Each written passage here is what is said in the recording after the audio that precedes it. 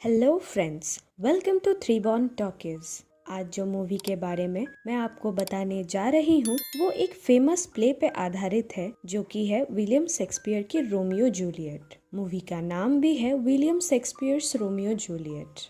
तो चलिए आज के मूवी के एक नए सफर पर।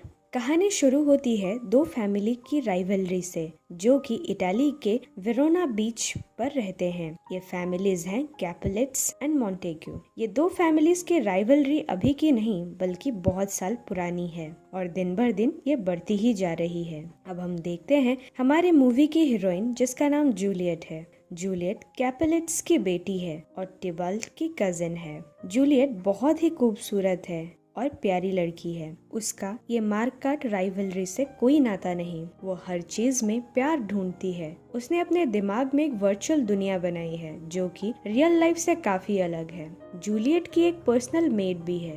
वो जूलियट को हर काम में मदद करती है, हर काम में उसका पूरा हेल्प करती है। फिर हम बाकी के कैपुलेट परिवार से मिलते हैं। पहले टिबाल्ट को देखते हैं जो कि एक बहुत ही क्रूएल और एरोगेंट इंसान है। वो मॉन्टेग फैमिली से नफरत ही करता है।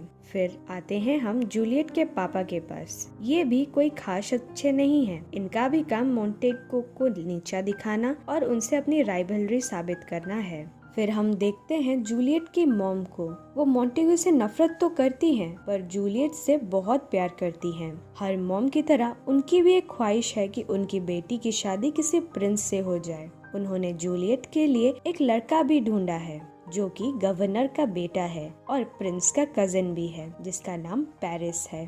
पेरिस जूलियट की खूबसूरती का दीवाना है। वो उससे बहुत प्यार करता है और उससे जल्दी से शादी कर लेना चाहता है। पर ये सारे लोगों ने कभी जूलियट की मर्जी नहीं पूछी। उसे क्या पसंद है क्या नहीं, उसकी मर्जी का यहाँ कोई मतलब नहीं। फिर हम चलते हैं मॉन्टेग्यू फैमिली से मिलने। मॉन्टेग्यू फैमिली का बेटा है रोमियो। रोमियो बहुत ही काइंड एंड लवेबल लड़का है पर वो अपने पापा का बहुत प्यारा है। उसके पापा ने भी राइवलरी के सिवा कभी कुछ नहीं सोचा। उन्होंने रोमियो को उसकी लाइफ में सभी इच्छाओं को पूरा किया है। उसे सारी लग्जरी सारे आराम दिए हैं पर वो रोमियो को एक नॉर्मल सिंपल लाइफ नहीं दे सके क्योंकि रोमियो को तो एक नॉर्मल और सिंपल सी लाइफ चाहिए थी। उसे सनसेट बीचेस ये सारी चीजें ही चाहिए थी। उन्होंने रोमियो की भी शादी तय कर दी है। रोमियो की शादी रोजलिन नाम की एक लड़की से होने वाली है पर रोमियो को रोजलिन उस तरह पसंद नहीं है। वो चाहता है कि वो जिससे शादी करे उससे वो शिद्दत से प्यार करे। ये सारी पोइटिक बातें रोमियो बीच के पास बैठकर सोच ही रहा था कि तभी उसका बेस्ट फ्रेंड मर्सूटो उसे घर बुलाने आता है। ये दोनों की फ्रेंडशिप बहुत गहरी है और मर्सूटो रोमियो के लिए कुछ भी कर सकता है। एक बार वो दोनों मस्ती मस्ती में एक प्लान बनाते हैं कि वो एक पार्टी में घुस जाएंगे और किस्मत से ये पार्टी कैपुलेट्स की होती है। मर्सूटो और रोमियो फाइनली पार्टी में घुस तो आते हैं पर आगे क्या होने वाला है ये इन्हें भी नहीं पता। इधर पार्टी में पेरिस भी आया होता है। वो जूलियट की मॉम को उसे लाने को बोलता है जिससे कि वो उसके साथ डांस कर सके। जूलियट को पेरिस बिल्कुल पसंद नहीं। वो उसके साथ डांस भी नहीं करना चाहती थी पर ये सब की फोर्स करने के बाद वो एक ब्यूटीफुल सा बॉल गाउन पहनकर पार्टी में आती है। वो बिल्कुल ही किसी परी की तरह दिख रही थी। रास्ते में उसकी नजर रोमियो से मिलती है और वहीं अटक जाती है। दोनों एक दूसरे में ऐसे खो जाते हैं जैसे उनकी आसपास की दुनिया कहीं कोई कुछ नहीं है। ये दोनों को आसपास की दुनिया कुछ नहीं दिखती। रोमियो को लगा कि शायद यही उसका प्यार है। वो भगवान का शुक्रगुजार करने लगा। वो इतनी थॉट्स में डूबा हुआ था कि तभी जूलियट वहाँ से गायब हो जाती है। वो उसे बहुत ढूंढता है और फाइनली उसे पेरिस के साथ डांस फ्लोर में देखता है। इधर जूलियट पेरिस के साथ डांस तो कर रही थी पर उसकी नजरें किसी दूसरे को ही ढूंढ रही थी। पेरिस ने जूलियट को पूछा भी कि क्या वो किसी को ढूंढ रही है पर जूलियट ने मना कर दिया। थोड़ी देर बाद जूलियट ने भी रोमियो को देख लिया और वो मौका पाते ही पेरिस का हाथ छोड़कर रोमियो के पास आ गई। दोनों ऐसे मिल रहे थे जैसे सदियों पहले से एक दूसरे को जानते हों। किसी को कुछ कहने की यहाँ जरूरत ही नहीं पड़ी। शायद दोनों के दिल ने दोनों को इजाजत ही दे दी। ये दोनों एक दूसरे में खोए हुए थे। तभी वहाँ जूलियट की मॉम आ गई और उन्होंने वहाँ से जूलियट को ले लिया। भगवान की दया से उसने रोमियो को वहाँ नहीं देखा। रोमियो को अब पता चल चुका था कि जूलियट कैपुलेट्स की बेटी है, जिनके साथ उसके फैमिली की दुश्मनी है। ये सारी चीजें देखकर उसके तो होश ही उड़ गए। वो डिसाइड नहीं कर पा रहा था कि एक तरफ प्यार है और दूसरी तरफ उसकी फैमिली, वो किसे चुने। तभी वहाँ रोमियो का फ्रेंड मर्सूटो आ जाता है और उसे वहाँ से जल्दी चलने को बोलता है। इधर जूलियट अपने रूम में आती है, जहाँ जूलियट की मेड उसे बताती है कि ये जो लड़का है उसका नाम रोमियो है और वो मॉन्टेग्यू फैमिली का बेटा है, जिसके फैमिली के साथ जूलियट के फैमिली की दुश्मनी है। पर ये सारी बातों का जूलियट पे कोई असर नहीं होता। वो तो रोमियो को दिल दे चुकी थी और उसे बहुत ही ज्यादा चाहने लगी थी, तो उसे फैमिली की राइवलरी से क्या फर्क पड़ता। उसके लिए तो प्यार सबसे इम्पोर्टेंट था। उसने अपनी मेड को रोमियो को एक मैसेज देने को कहा। दूसरे दिन मेड ने भी रोमियो को जाकर जूलियट का मैसेज दिया और कहा कि इवनिंग में चर्च में वो उसका वेट करेगी, वो उससे शादी करने के लिए आएगा और अगर रोमियो उससे प्यार करता है तो वो उससे शादी करने जरूर आएगा। ये सारी चीजें सुनकर रोमियो की खुशी का कोई ठिकाना ही नहीं रहा। वो दूसरे दिन चर्च पहुंच जाता है। फादर भी रोमियो के बिहेवियर से उसे बहुत पसंद करते थे, इसीलिए वो भी चोरी छुपे इनकी शादी करने पे राजी हो जाते हैं। पर यहाँ वो उन्हें कहते हैं कि पहले कुछ दिन उन्हें ये शादी एक सीक्रेट रखनी पड़ेगी, पर धीरे धीरे वो ये बात अपने घर वालों को बता सकते हैं। दोनों राजी हो जाते हैं। जब जूलियट घर पहुंचती है तो उसे पता चलता है कि उसके पापा ने उसकी शादी पेरिस से फिक्स कर दी है और ये शादी इसी वीक के थर्सडे को ही होगी। ये सारी बातों से जूलियट बिल्कुल टूट जाती है। वो डायरेक्टली शादी के लिए मना कर देती है, पर ये बात उसके पापा नहीं सुनते। वो अपने डिसीजन पर कायम रहते हैं। जूलियट की मॉम भी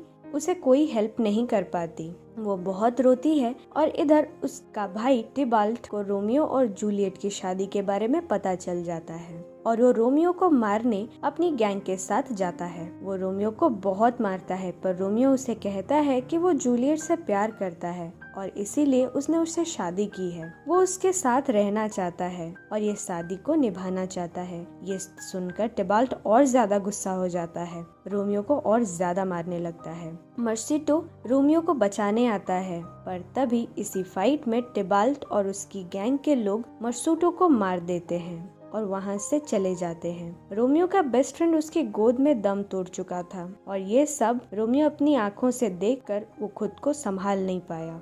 वो वहीं पड़ी एक गन लेकर टिबाल्ट को पहले तो गाड़ी से टक्कर मारा और फिर उसी गन से टिबाल्ट को शूट कर दिया। उसी वक्त रोमियो का एक फ्रेंड वहां पहुंच जाता है और उसे वहां से लेकर बाहर चला जाता है। अब तक जूलियट की मॉम भी पुलिस को लेकर वहां आ जाती है और ये सब देखकर वो रोमियो को मार डालने का ऑर्डर दे देती हैं। यहाँ हमें पता चलता है कि टिबाल्ट जूलियट के मॉम के भाई का बेटा है। पुलिस भी रोमियो को अब देश निकाला कर देती है, जिससे कि अब वो यहाँ रह नहीं सकता और अगर वो यहाँ कभी कहीं किसी को दिख गया तो वो उसे मार दिया जाएगा। रोमियो को अब कुछ समझ नहीं आ रहा था। वो भागकर फादर के पास जाता है और उन्हें ये सारी बातें बताता है। फादर उसे कहते हैं कि कल सुबह वो उसे कहीं चला जाना पड़ेगा और ये सारी चीजें थोड़ी शांत होने के बाद वो वापस आ सकता है। अब फादर उसे ये भी कहते हैं कि आज रात वो जूलियट को जाकर ये सारी बातें बता दे और उसके साथ आज रात रुक जाए। रोमियो फिर छुप छुपा कर जूलियट के कमरे में पहुंचता है। उधर जूलियट रोमियो को देखते ही उसे हग कर लेती है। रोमियो उसे ये सारी बातें बताता है, पर वो कहती है कि उसे सिर्फ रोमियो चाहिए, वो उसके बिना नहीं रह सकती। रोमियो भी ये सुनकर उसे किस कर लेता है और फिर रात भर वो इंटीमेट होते हैं और एक दूसरे से प्यार करने लगते हैं। सुबह जूलियट का मन तो नहीं होता, पर फिर भी वो रोमियो को भरे दिल से विदा करती है। फिर वो दौड़ती हुई फादर के पास जाती है। वहाँ वो बहुत रोती है और फिर उन्हें कहती है कि मैंने तो सिर्फ प्यार किया है, तो मुझे ये सारी सजाएं क्यों मिल रही हैं? और ये कहकर पास पड़ी रोमियो की गन उठा लेती है और अपने आप को शूट करने ही वाली होती है कि तभी फादर उसे समझाते हैं। वो उसे ऐसा करने से मना करते हैं और बातों ही बातों में उससे गन ले लेते हैं। अब फादर उससे एक आइडिया देते हैं। वो जूलियट को एक नकली पॉइजन देते हैं और उसे कहते हैं कि आज रात इसे ले लेना और फिर सो जाना। सुबह सब सोचेंगे कि तुम मर चुकी हो पर तुम जिंदा रहोगी, और ये सारी बातें मैं रोमियो को भी एक लेटर में लिख दूंगा और वो तुम्हें मौका पाते ही आकर ले जाएगा। जूलियट ये सारी आइडिया सुनकर बहुत खुश होती है। वो मैजिक पोशन ले लेती है और रात में सोते वक्त उसे ले लेती है। सुबह जूलियट के मॉम डैड सभी को लगता है कि जूलियट मर चुकी है और सभी उसके फ्यूनरल की तैयारी करते हैं और उसके शोक सभा में आते हैं। पर इधर एक गड़बड़ हो जाती है। ये जो लेटर फादर ने रोमियो को लिखी थी वो लेटर उस तक पहुंच नहीं पाती, क्योंकि जिस एड्रेस पे पहले वो रहता था अब तो वो वहाँ से जा चुका है। तो ये सारे नाटक के बारे में रोमियो को कुछ पता नहीं होता। इधर जूलियट का शोक सभा देखकर रोमियो का फ्रेंड उसे जाकर जूलियट की मौत की खबर दे देता है। ये सारी चीजें सुनकर रोमियो पूरा टूट जाता है। वो अपना गन लेता है और वेरोना के लिए निकलता है, जहां जूलियट को वो लास्ट बार देखना चाहता है। वेरोना में उसका आना जानलेवा था, पर अब वो किसके लिए जिंदा रहे। रास्ते में वो एक आदमी से मिलता है और उसे अपना सारा गोल्ड देकर एक काफी पॉइजनस सोल्यूशन ले लेता है, जिसका कोई एंटीडोट नहीं होता। वेरोना आते ही रोमियो की गाड़ी पे पुलिस गोली बरसाने लगती है, पर ये गोली से बचते बचाते फाइनली रोमियो उस जगह पे पहुंचता है जहां जूलियट की बॉडी रखी गई है। वहां तभी कोई नहीं होता। रोमियो जूलियट को अपनी बाहों में लेकर बहुत रोता है और फिर कहता है कि क्या हुआ अगर हम ना मिल पाए, हम मरकर भी एक साथ रहेंगे, और ऐसा कहकर वो पॉइजन पी लेता है। तभी जूलियट की आंख खुलती है। एक्चुअल में वो सिर्फ बेहोश हुई थी, पर जब उसकी आंख खुलती है तो वो रोमियो को देखती है। तब तक रोमियो ने पॉइजन पी लिया था और उसके पास कुछ ही टाइम बचा था। रोमियो भी जूलियट को देखकर कुछ नहीं समझ पाता और वहीं जूलियट के गोद में अपना दम तोड़ देता है। अब जूलियट उस पॉइजन के बोतल को देखती है और बस इतना ही कहती है कि तुमने सारा पी लिया, मेरे लिए कुछ भी नहीं रखा। अब रोमियो की लाश को देखकर वो भी सोचती है कि अब वो जिंदा रहकर क्या करे। वो रोमियो की पड़ी गन उठाती है और अपने सर पे तान कर खुद को शूट कर लेती है। अब वो मर चुकी थी, पर रोमियो की बाहों में। शायद यही नफरत पर प्यार की जीत है। मरने के बाद भी वो दोनों सदा के लिए अमर रहेंगे। अब कुछ टाइम बाद पुलिस वहाँ आती है और ये दोनों बॉडी को वहाँ से निकालती है।